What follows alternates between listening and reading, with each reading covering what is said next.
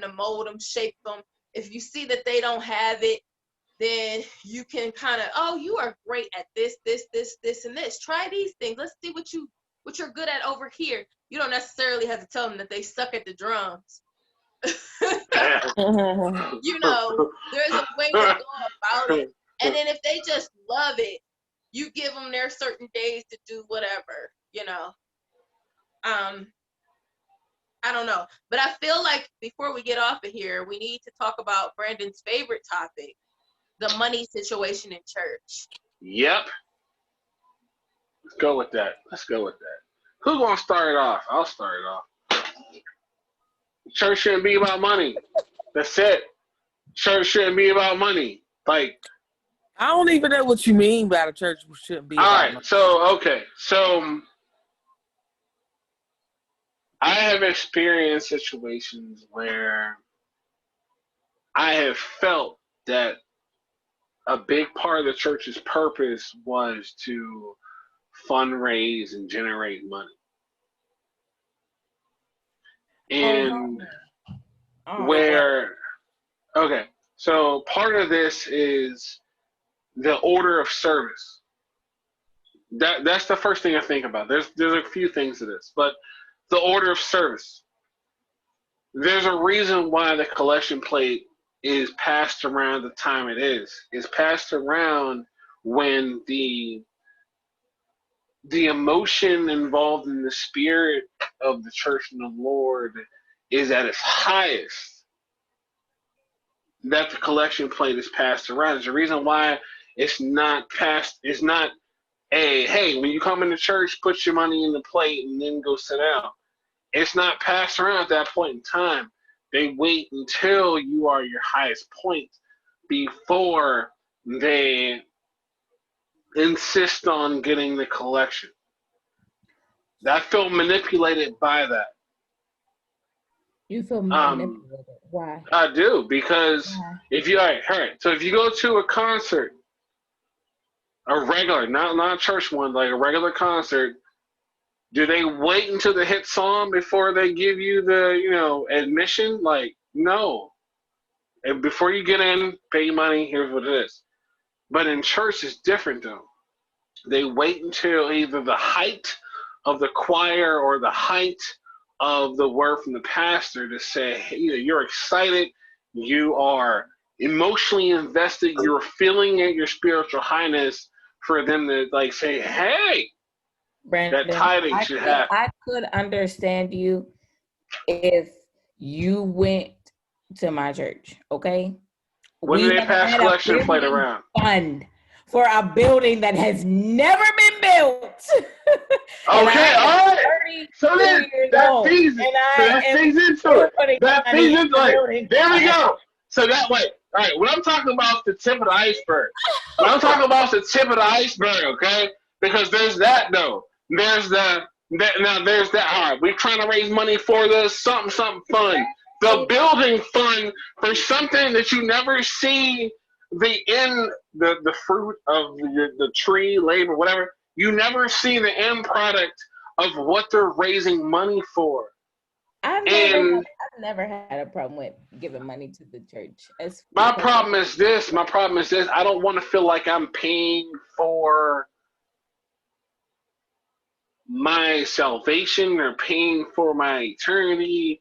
And then when I've watched programs like the 700 Club and some of these programs, and they're like, where it's like, okay, you pay $50 and you get into heaven. Your seed offering that you gotta give money or else you're not getting into heaven. I personally, Brandon, I've never heard of that. But I've never seen it. I'm not saying that it's you ain't watched BET right after the whole Uncut. But that's what they say. That's what happens. What I'm saying is that I actually got an explanation on the money portion. What's that part? Go ahead. I'm ready. Ready. Go ahead. Because the church, there is no fun. Like, for instance, like our one church that we had, they wanted their pastor to be at home. They wanted their pastor to just solely be their pastor. They did not want him to work.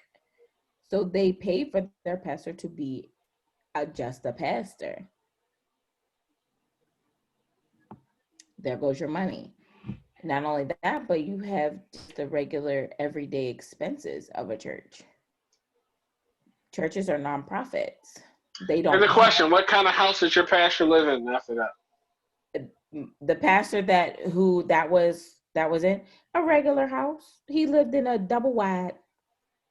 It was all right. So the church I was at, the pastor was in like an 8-bedroom house.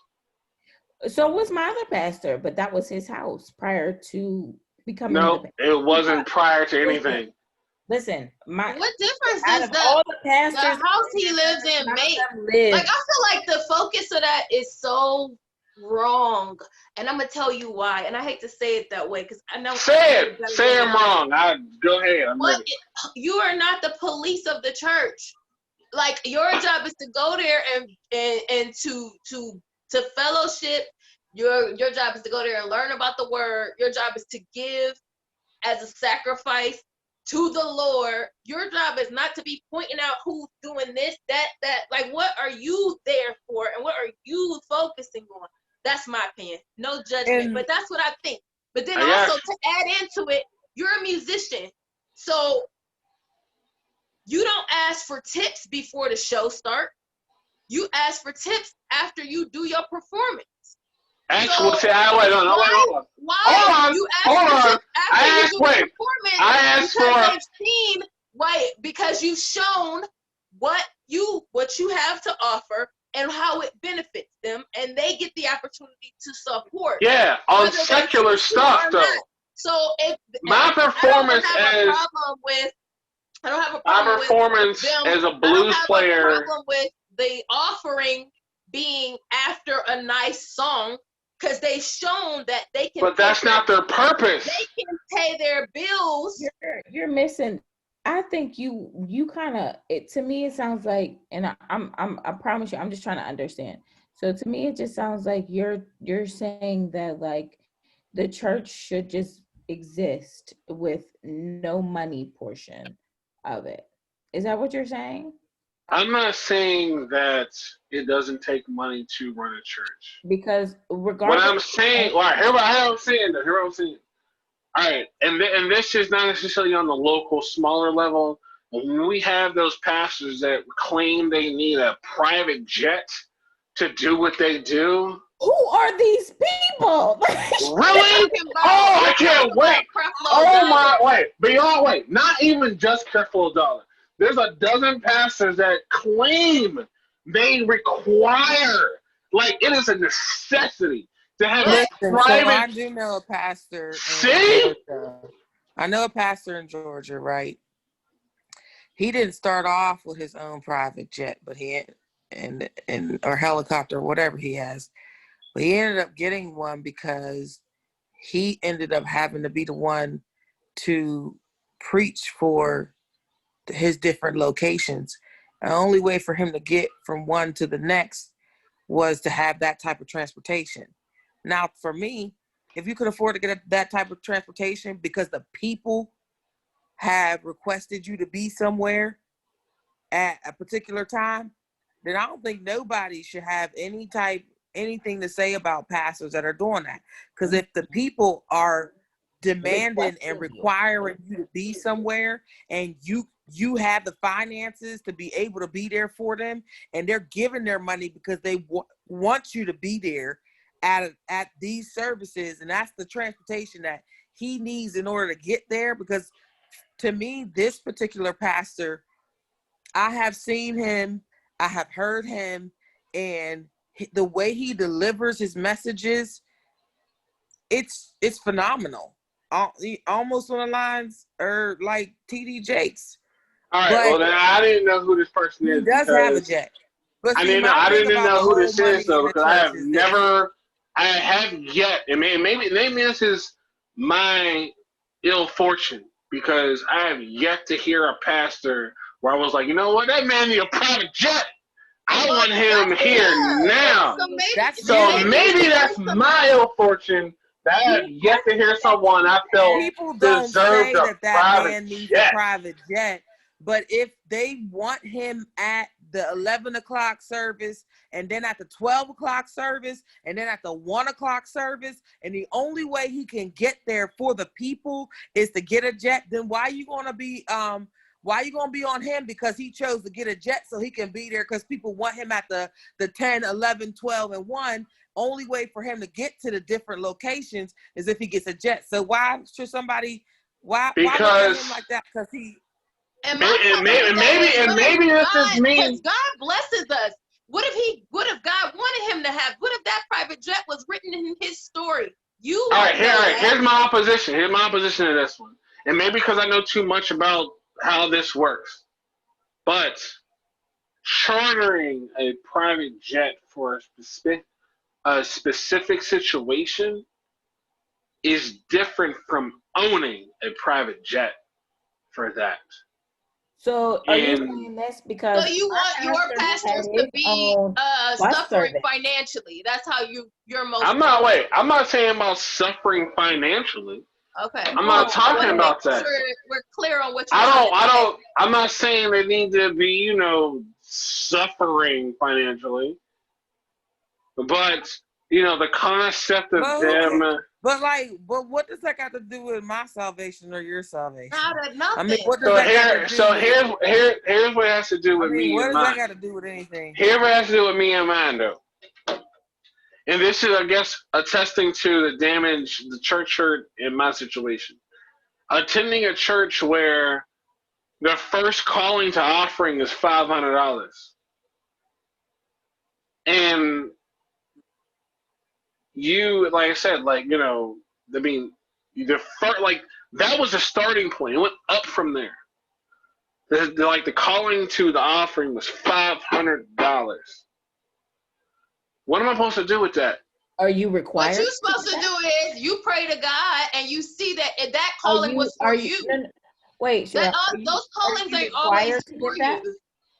Are you required to give that, or are they asking you to? That was level 1.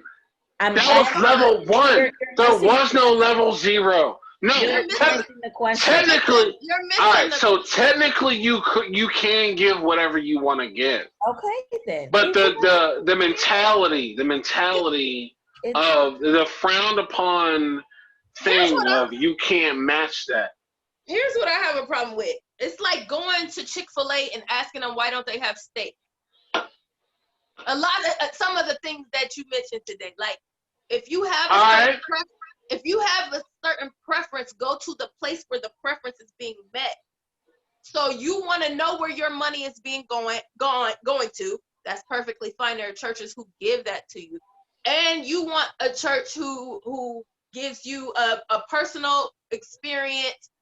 That's fine. There's churches that give you that. You know what I'm saying? You want one where you can ask questions. That's fine. So too. which one's the right one then? Huh? Which one's the right one? The right one is that's why, like I said, there's always, you have a responsibility to see that you're fed. And if these things are what makes you fed, go to the spot that does that for you. And you can't get mad at this spot because they run their thing a certain way and they run theirs a certain. It's just not. So then beyond that, my question always becomes, if they're running it differently, then I guess my preference, one, who knows if my preference is the correct way or not?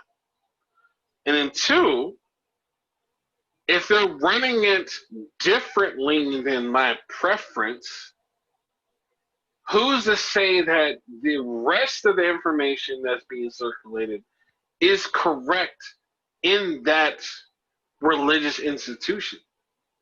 So, personally... So there's certain things that are just valid. There are certain things that are right. There are certain things that are valid. Like, you have to find what fits for you. Period. And we know that it's right. If you are a Christian, we know that it's right. If you are believing in Christ and they are speaking on Christ and they're doing all these other little carnal things that really don't mean much at the end of the day. You got to see that you're being fed. That's all. It just is what it is. But you can't go to this place when you know they serve these things and get mad because you went there and they don't have what you was wanting. Quit going to Chick-fil-A if you want a steak dinner. Yeah, the Chick-fil-A reference makes sense, though. It does. Yeah, it does. He said. It does make sense. You want some place that's gonna tell you where your money goes? That's perfectly fine. Go to a place that tells you where your money goes. I got you. I just don't think that churches should be making a profit on the congregation. A lot of those churches, and I will agree with you that there are some churches that try to make a profit off of congregations. I've been at churches where they have made commitments and then they expect the people to meet their commitments because what they thought was going to happen didn't actually happen. So then they go to the people for the people to cover what they thought was going to happen. Right. Now, I do not agree with that. I don't agree with that at all. But when it comes down to money to support the church needs money to be supported. And I don't think that there should be these multiple offerings. I don't think that they should give you an amount that you need to give. I actually do think that if you say, all right, we need X, Y, and Z because this didn't happen, and ask the people to help you reach that, I get that right there, because there are some obligations, like say like a boiler broke and they needed to be able to cover the expense. And they could ask the congregation. I mean, you're going to church there, you have expectations. That'd be cool, right? To have like a common goal. Hey, in this situation, we need this. Right. Let's do this. But to just be like right. That request, yeah.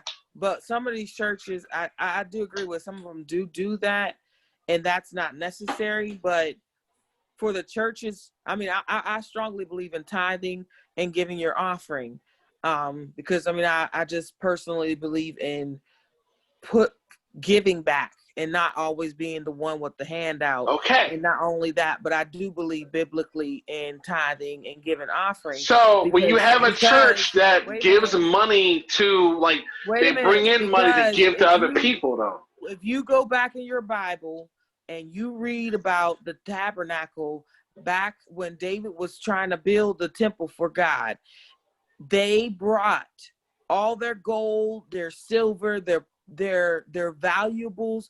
They brought it and gave it so that the temple could be built.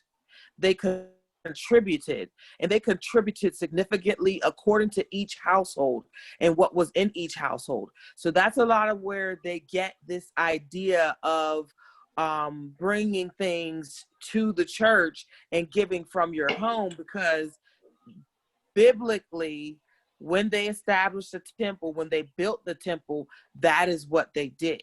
So given that, they take that understanding and they utilize that in the churches, because in order to be able to make some of these edifices and for you to have AC instead of it being hot and you ain't got no AC in the church, you got to realize that it's money. Okay, everybody wants convenience. Everybody wants the pastor to do this and that. Nobody wants, the pastor. I don't care what nobody says. The pastor. I don't care if the pastor ain't full time. That pastor should be receiving something. The musicians need to receive something. They're working. Right, and not only that, but you have to interrupt your life to stop to take time out to actually prepare for some of these things. And it don't just take a couple of hours one day. I'm talking about like hours throughout the week during your regular activities. You got to do all this stuff. So people don't see that. They enjoy the benefits of what actually happens in the church. Yeah. But I think people need to stop all of this. Just like, who was it? Mount Ararat. when Pastor Curtis got his Bentley, get off of Pastor Curtis with his Bentley, because you know what Pastor Curtis is? He's a well-established, accomplished individual. Do I know him? No, but I give him much respect. Why? Because when he gets up there on Sunday mornings and delivers that word, it is well thought, it is well prepared, and it feeds the people. But not only that, but he has gone to school. He has gone through his different levels. He has obtained his degrees. He has his own business. He has made wealth for himself. He has become wealthy. If the man wants to get a Bentley, get off of him and let him have his Bentley. I don't care what church he may be pastoring. The man don't just pastor a church. He works. So why be on him and act like he's taking the church's money? He ain't taking that church's money. Come on, y'all. Like, y'all gotta, like, people gotta stop doing that. If the pastor chooses to get something nice, so what if it came from the money he saved up from working at the church? He saved that money up, got him a car. Because when I get my car, I don't want nobody, people are naturally gonna hate on you, but don't Hillary, always you ain't give your tithes, but I seen you in that new car, girl. Exactly. Man, miss me with all that. They say. I was upset when people went after Pastor Curtis like that, because I was like, man, whenever I get to that point in my life, I want to be able to get me. I don't like Bentleys, but I get it. I don't get it. But all right, sorry. The last time somebody else's blessing, like who are you to manage somebody else's blessing? Because some people are really doing the right thing. Some people are really working in integrity, and so like you'll never know. So you should get money for integrity. Some people are teetering. Sometimes you getting it right, and sometimes just like because you're human, you messed up, and then okay, I'm back on track again. Who's to say when you are doing things the right way and you're not there? You don't know when they repented. It's not your business.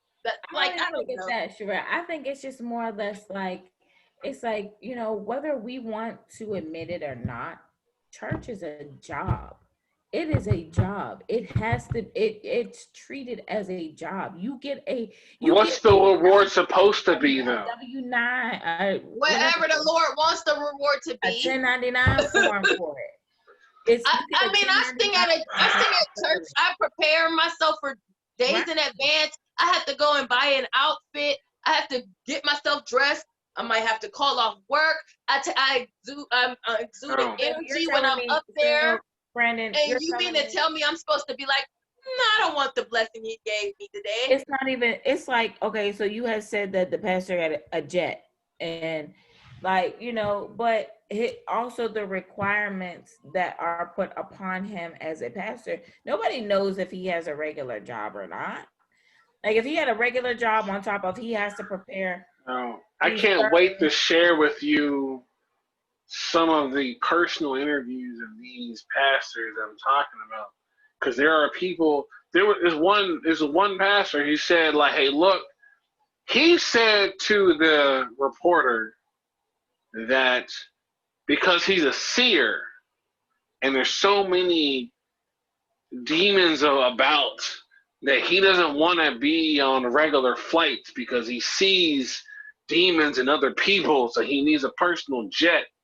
And that's the reason why he got to have a personal jet, like, because he doesn't want to be sitting with people that, that are having demons attached to them. And maybe it's true. Some people have those giftings and callings, and it's just not, Well, then that's where he needs to be, though. It's not away from the demons. He's trying to get them out. So let's do final thoughts, because I'm about to fall asleep. Yeah. Oh my God. Brandon, what time did you get up this morning? I mean, what time do you get started with your day? 6:30.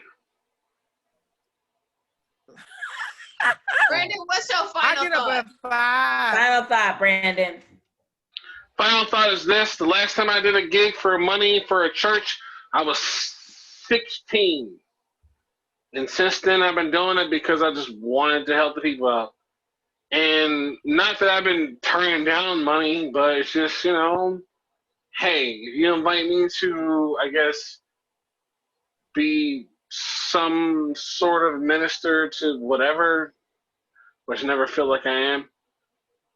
Like, I just don't think think about making some huge profit. You take in a couple $100, fine, but private jets for helping the people reach their enlightenment, I just can't get behind. Like I just for real, like you shouldn't be a millionaire to get to heaven. I think you're associating things incorrectly. Hey, I'm willing to learn. If there's something else, if there's something else, if there aren't people making millions of dollars to help people to heaven, then teach me something.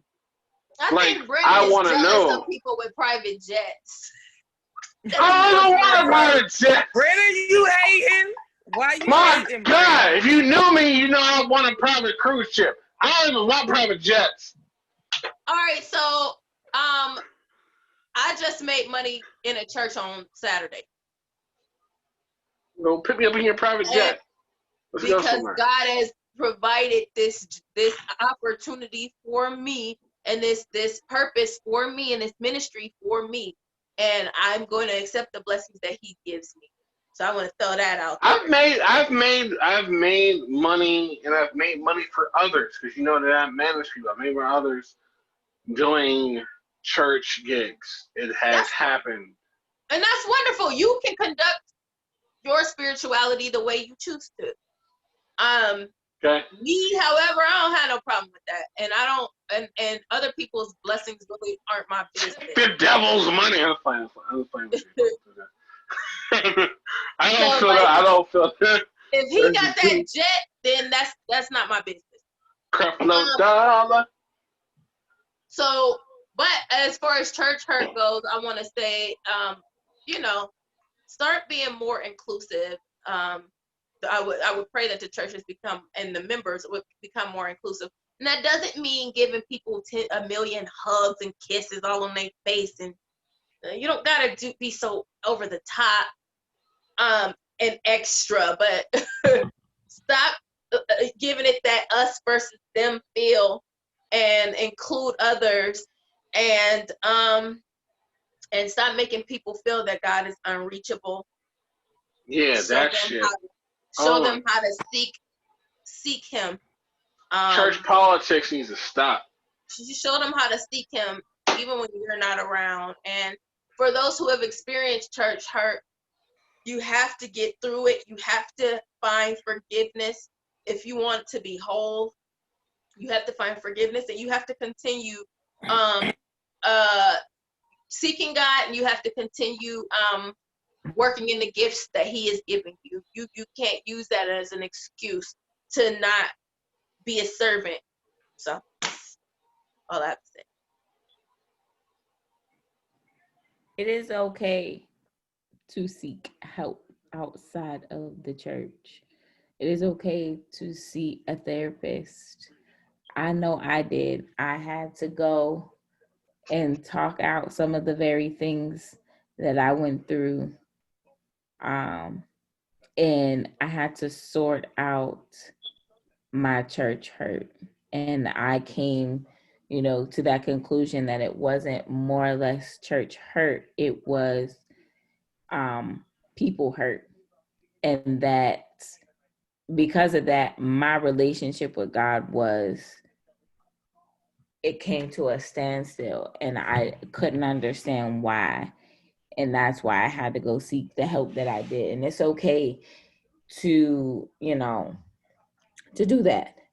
That being said, also like Sherelle said, you have to find a church that fits you and what, there are so many different churches out here. And there are so many different styles that people have, whether it's a mega church, whether it's, a smaller church. Like, I feel that you have to find one that works for you. And this is one reason why right now Alicia does not have a church, is because I have not found a home yet. Who wants to adopt me? Because I don't have one right now either. But that's okay. I'm gonna keep looking. I'm gonna look. You gonna pay your tithes? As long as it's up to me. You gonna pay your tithes out? I will. Apparently, I gotta wait and see how good the performance is. They told you if you pay your tithes, you may one day get a jet. Right. Where? How many Chuck E. Cheese tokens I need to get my jet? You get there. No, my praise tickets. My jet. About that. Go ask Chucky. Go ask Chucky. Go ask Chucky. He'll let you know. Final thoughts for Hillary. So there are so many. Uh-oh.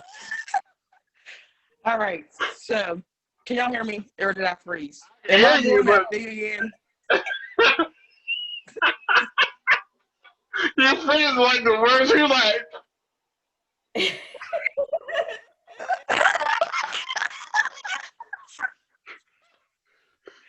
Wait a minute, did I freeze again? Am I You freezing? did. Yep, and freeze right there. What? Why? I don't know why it's doing that though. Okay, am I frozen out? No, but you chopping. You are skipping a lot. Sorry, sir. Go ahead. I can hear you. Go ahead. Give the word. Apparently, the devil's in play. Go ahead. Apparently. So my final words are kind of the same lines of what Alicia said. Your hurt is not necessarily from a church, it's from some established relationships.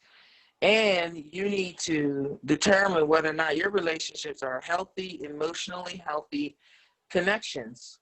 And we have to be careful, period, point blank. I think this current climate right now it reveals who we are, because we're not able to be around each other and with each other as much as we would have. So that disconnect, and if you're even able to remain remotely healthy without some of the things that you used to have in association with church, I think you need to take note of that. All right, well, and realize that you need to establish healthy. I'm always open to that. I want to find the best path for myself. So, hey, if one of y'all or somebody else listening, has a suggestion for a path, I'm ready to jump on it. Hey, I'm in therapy for my church hurt and life hurt. Amen. One nice song, check out People by Jonathan McReynolds. It talks a lot about that kind of thing that we've been talking about tonight. Hey, make sure you post that in the comments. I want to hear that. I will. And I think the last album that Tamela Mann did talks about a lot about putting her religion down, because she was hurt. Right. So Franklin, I think it was his 2017 album. He talks a lot about religion and how it, things have hurt him. So the other two artists. Look up emotionally healthy spirituality. That is emotionally healthy spirituality. All right. Correct. And they have different phases in that. But I think people also need to know that there's not just one church. You grow just like when you go through college. You go from elementary school, you go to middle school, you go to high school, you go to college, you go to grad school, you get your doctorate, and you continue to grow. You get certifications, you get things like that's the same. It's natural, but the same is in the spiritual. So don't ever, if you're ever in a place where you feel like I can't leave this place, even though you feel the growth in you, then you're probably supposed to be somewhere else. Yeah. So, we have to grow. We grow as people. We grow until the day we die. All right, well, I want to find where I'm supposed to be. 'Cause right now, I'm not where I'm supposed to calling be. my name. Yeah. Right. Well, I want to lastly say, make sure Avengers to. Assemble. Lastly, I want to say, just make sure you shift your focus on why you're really there. Like, we're there to focus on God and our relationship with Him and strengthening that. And so if you keep your eye on the prize, seek ye first the kingdom, Yeah. if you do that, everything else will fall into place. All right, we want to thank our special guest, Hillary. Thank y'all. Hey, I'm so happy she was on this thing today. Absolutely. Thank She can y'all. join Thank us y'all. Thank y'all. anytime. Yes. Join us anytime. We got some other topics. Right. Yeah. Shout out to Alicia Page. Even though she has yet to change her whole Zoom name. It She'll won't, say let me, Alicia Staring at Terrell. Alicia Terrell at the bottom of the screen. it won't let me change it. Oh. That's Okay. a lie. Shout out to Crazy B Mike. The devil's a liar. The devil's a liar. That's what you The got to say. devil's a liar. All right, and I'm Sherelle Unique. This is the Surgeon's Perspective. We out. Bye. Yes.